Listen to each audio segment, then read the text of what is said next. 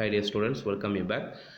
So நம்ம last கிளாஸில் classification of account பார்த்துருந்தோம். ட்ரெடிஷ்னல் அப்ரோச்சில் நம்ம எப்படி வந்து பிஸ்னஸ் ட்ரான்சாக்ஷன்ஸ் ஃபுல்லாகவே ரெக்கார்ட் பண்ணணும் அப்படிங்கிறது பார்த்துட்ருக்கோம். ஸோ அந்த வகையில் கிளாஸிஃபிகேஷன் ஆஃப் அக்கௌண்ட்ஸ் லாஸ்ட் கிளாஸில் பார்த்துருந்தோம். அக்கௌண்ட்டை நம்ம ரெண்டு டைப்பாக கிளாஸிஃபை பண்ண முடியும். ஒன்று பர்சனல் அண்ட் ஒன்று impersonal. Personals are classified into 3 types.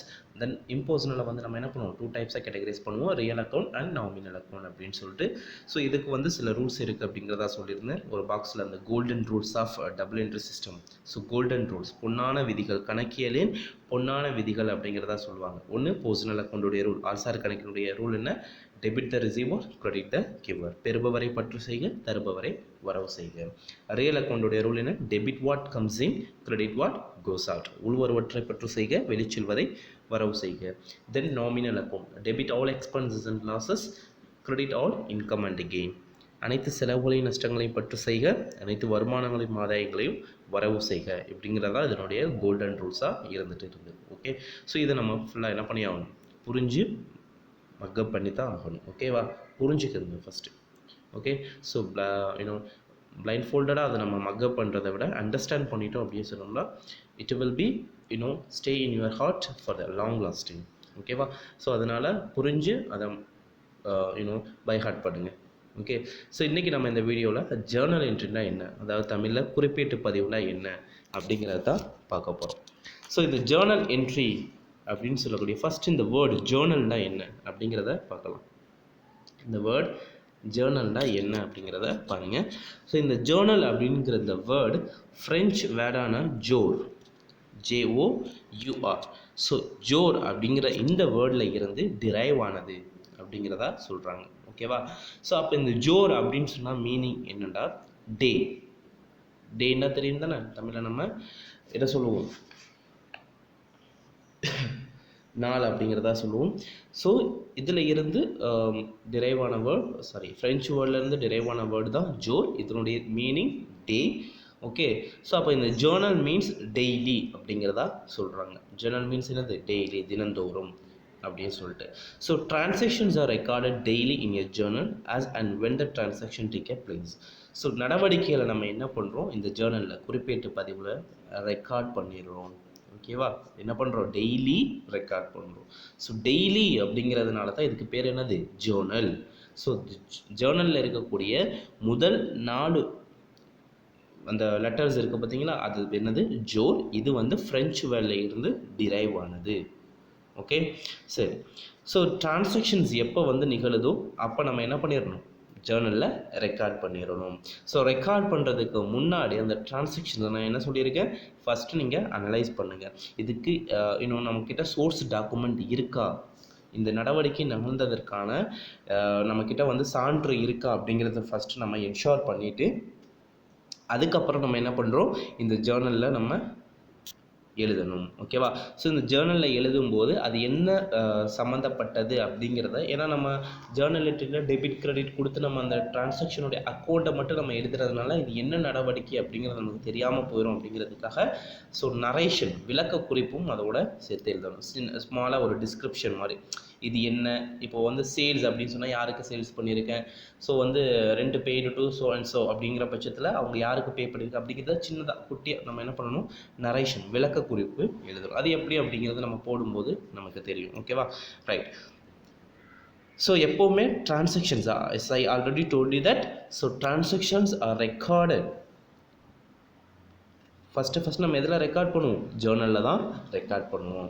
So அதனால தான் இந்த ஜேர்னல் என்ன சொல்கிறாங்க, புக் ஆஃப் ஒரிஜினல் என்ட்ரி அப்படிங்கிறதா சொல்கிறாங்க. புக்ஸ் ஆஃப் ஒரிஜினல் என்ட்ரி அப்படிங்கிறதா சொல்கிறாங்க. முதன்மை பதிவு அப்படிங்கிறதா சொல்கிறோம். ஓகேவா? ரைட். ஸோ என்ன சொல்கிறாங்க, primary entry, preliminary entry, first entry, இப்படிலாம் வந்து என்ன சொல்கிறாங்க, இந்த ஜேர்னலில் சொல்கிறாங்க. பிகாஸ் டிரான்சாக்ஷன்ஸ் எல்லாமே இந்த ஜேர்னலில் தான் ஃபஸ்ட்டு ரெக்கார்ட் பண்ணுறதுனால இதை என்ன சொல்கிறாங்க, books of original entry, prime entry or the primary entry, preliminary entry, first entry. So எது சொன்னாலும் என்னது, ஜேர்னல் தான். ஓகேவா? ஸோ அப்போ ஜேர்னலைசிங் தான் என்ன அப்படிங்கிறத நம்ம தெரிஞ்சிருக்கணும். Journalising. So journalising is nothing but the process of recording the transaction in the journal. So ஜேர்னலில் ரெக்கார்ட் பண்ணக்கூடிய அந்த அக்கௌண்டிங் ப்ராசஸை நம்ம என்ன சொல்கிறோம், ஜேர்னலைசிங் அப்படிங்கிறதா சொல்கிறோம். ஓகேவா. ஸோ ஜேர்னல் அப்படின்னு சொல்லக்கூடியது ஸோ நம்மளுடைய டிரான்சாக்ஷனை ரெக்கார்ட் பண்ணக்கூடிய அந்த ஒரு புக், அதுதான் ஜேர்னல். ஸோ இந்த அதை ரெக்கார்ட் பண்ணக்கூடிய அந்த ப்ராசஸை நம்ம என்ன சொல்கிறோம், ஜேர்னலைசிங் அப்படிங்கிறதா சொல்கிறோம். ஸோ இதனுடைய மீனிங் பாருங்கள். So journal is a book of original entry in which the business transactions are recorded in chronological order. Chronological order அப்படின்னு சொல்லும்போது அதனுடைய நிகழ்ந்த கால வரிசை அப்படிங்கிறத சொல்லுவோம். அதாவது இப்போது எது ஃபஸ்ட்டு வருதோ அதை ஃபஸ்ட்டு நம்ம என்ன பண்ணிடணும், ரெக்கார்ட் பண்ணிடணும். அதுதான் என்னது, குரோனலாஜிக்கல் ஆர்டர். இந்த that is in the order of occurrence. அது எப்போ நிகழுதோ அந்த ஆர்டரில் வந்து நம்ம என்ன பண்ணிடணும், அதை ரெக்கார்ட் பண்ணிடணும். ஓகேவா. ஸோ இதுதான் என்ன சொல்கிறாங்க, ஜேர்னல் அப்படி சொல்கிறாங்க. ஸோ அந்த ரெக்கார்டிங் ப்ராசஸ் தான் நம்ம என்ன சொல்கிறோம், ஜேர்னலைசிங் அப்படிங்கிறதா சொல்கிறோம். ஓகேவா. குறிப்பேட்டு பதிவு அப்படிங்கிறதா சொல்கிறோம். ஓகே. ஸோ இதற்கான டெஃபினேஷன் பாருங்கள். According to professor Gowder, the journal as originally used, it is a book of primary entry in which the transactions are copied in order of date from the memorandum or waste book, right. So இந்த journal அப்படின்னு சொல்லக்கூடியது இது எப்படி use பண்ணுறோம் அப்படின்னு பார்த்தோம்னா, நம்மளுடைய primary என்ட்ரியாக டிரான்சாக்ஷன்ஸை record பண்ணக்கூடிய இந்த ப்ரைமரி என்ட்ரியை இதை யூஸ் பண்ணுறோம். ஓகே.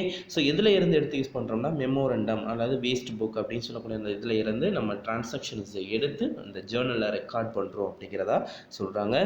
ஸோ இந்த entries that R the entries as they are copied or classified into debit and credit so as to facilitate their being correctly posted afterwards in the ledger. So இதில் நம்ம record பண்ணுறதுனால, இந்த ஜேர்னலில் நம்ம record பண்ணுறதுனால, so debit எது credit எது அப்படிங்கிறத நம்ம கரெக்டாக இங்கேயே கொடுத்துருவோம். ஸோ இதனால் நம்ம நெக்ஸ்ட் ப்ராசஸான லெஜருக்கு அதை எடுத்து போஸ்ட் பண்ணும்போது, பேரேட்டுக்கு எடுத்து எழுதும்போது ஸோ வந்து எந்த ஒரு மிஸ்டேக்கும் இல்லாமல் கரெக்டாக என்ன பண்ண முடியும், போஸ்ட் பண்ண முடியும் அப்படிங்கிறதா சொல்கிறாங்க. ஓகே. ஸோ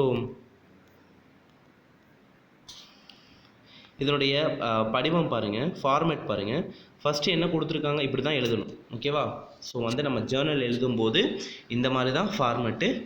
மேலே நான் என்ன சொல்லியிருக்கேன், எப்போவுமே எழுதும்போது இந்த புக்ஸ் ஆஃப், அதாவது டேஷ் போட்டு இது இந்த நிறுவனத்தினுடைய ஏடுகளில் அப்படின்னு சொல்லிட்டு எழுதணும். ஓகேவா. இந்த புக்ஸ் ஆஃப் யாருடைய புக்கில் எந்த நிறுவனமோ அந்த நிறுவனத்தினுடைய பேரை குறிப்பிடணும். அப்புறம் நம்ம என்ன பண்ணுறோம், ஜேர்னல் போடுறோம். அதனால் ஜேர்னல் அப்படிங்கிறத வேர்டு எழுதணும். தென் ஃபார்மேட், நம்ம இதுக்கு முன்னாடி அக்கௌண்டிங் ஈக்குவேஷன் கணக்கியல் சமன்பாடு பார்த்தப்போ அதுக்கு நம்ம ஒரு ஃபார்மேட் எழுதியிருப்போம்ல. ஸோ டிரான்சாக்ஷன்ஸ் அசட் காலம் கேபிட்டல் ப்ளஸ் லயபிலிட்டிஸ் ஒரு காலம் வந்து நம்ம ஒரு ஃபார்மேட் எழுதியிருப்போமா. ஸோ லைக்வைஸ் இங்கேயும் சில ஃபார்மேட் இருக்குது. அதுதான் என்னது, ஃபஸ்ட்டு டேட், த நெக்ஸ்ட்டு பர்டிகுலர்ஸ் காலம், அதுக்கப்புறம் எல்எஃப் அப்படின்னு சொல்லக்கூடியது ledger folio number, ledger folio number, அது தமிழில் என்ன சொல்லுவாங்க, பேரேட்டு பக்க எண். தென் டெபிட் ருபி சைன். ஓகேவா. இந்தியன் ருபிக்கான சைனை வந்து நம்ம அந்த இடத்துல போட்டுறோம். தென் கிரெடிட் காலம், ஸோ அங்கேயும் வந்து நம்ம ருபி சைன் போடணும், பற்று வரவு. ஓகேவா. சரி, இங்கே டேட்டில் நம்ம என்ன எழுதணும்னு சொன்னோம்னா, date of a transaction. First year எழுதணும், அதுக்கப்புறம் மந்த், அதுக்கப்புறம் டேட். ஃபஸ்ட்டு இயரை மென்ஷன் பண்ணணும், அதுக்கப்புறம் எந்த மந்த்தோ அது, தென் டேட்டு, தென் பர்டிகுலர்ஸ் காலத்தில் அந்த டிரான்சாக்ஷனை அது எப்படி நம்ம எழுதணும் அப்படிங்கிறத உங்களுக்கு நடத்தும் போது சொல்கிறோம். அந்த டிரான்சாக்ஷனில் இருந்து ஃபஸ்ட்டு நம்ம என்னென்ன அக்கௌண்ட் வரும் அப்படிங்கிறத அதை பிரித்து எடுத்து இந்த அக்கௌண்ட் டெபிட் வருமா கிரெடிட் வருமா அப்படிங்கிறத ரூல்ஸ் படி நம்ம அப்ளை பண்ணிவிட்டு அதுக்கப்புறம் நம்ம அதில் எழுதுவோம். அப்புறம் நரேஷன் எழுதுவோம். இதெல்லாம் இருக்குது. ஓகேவா. ஸோ இந்த லெஜர் ஃபோலியோ நம்பர் அப்படின்னு சொல்லக்கூடியது லெஜருக்கு. ஜேர்னலுக்கு அடுத்த நெக்ஸ்ட் ப்ராசஸ் வந்து என்னது, லெஜர் தானே. ஸோ லெஜரில் ஒரு ரெஃபரன்ஸுக்கு நம்ம இந்த நம்பர் போட்டிருப்போம். அதாவது இப்போ நம்ம இங்கே கொடுக்குற இந்த ஜேர்னல் என்ட்ரி லெஜரில் எந்த பக்கத்தில் இருக்குது. ஃபோலியோ அப்படின்னு சொன்னாவே பேஜ் அப்படிங்கிறத அர்த்தம். ஃபோலியோன்னு என்னது, பேஜ். ஸோ லெஜரில் எந்த பேஜில் இந்த டிரான்சாக்ஷன் நம்ம ரெக்கார்ட் பண்ணது இருக்குது அப்படிங்கிறத நம்ம எழுதுவோம். ஓகே. ஸோ இப்போ உங்களுக்கு சொல்லும்போது கொஞ்சம் டிஃபிகல்ட்டாக கொஞ்சம் கன்ஃபியூஸனாக தெரியும். பட் ஆனால் நம்ம ப்ராக்டிக்கலாக எழுதும்போது it will easy to you. Okay. So அது ரொம்பவே ஈஸியாக தான் இருக்கும். So thank you so much. நம்ம நெக்ஸ்ட் கிளாஸில் என்ன பண்ணலாம், ப்ராப்ளம் வந்து ஒர்க் அவுட் பண்ணலாம்.